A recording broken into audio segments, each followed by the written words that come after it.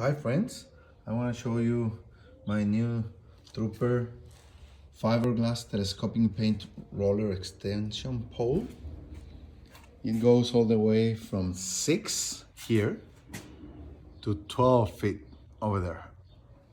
You just press here and you can turn it smaller, shorter, I mean, just like that.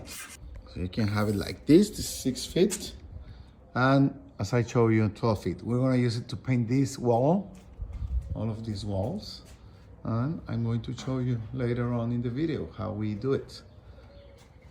Okay?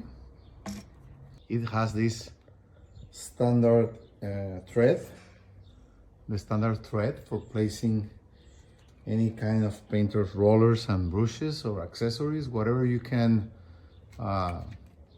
screw there, you can use it. 6 to 12 feet, and it has 12 intervals, so you can grow it longer by 12 times, depending on what you need.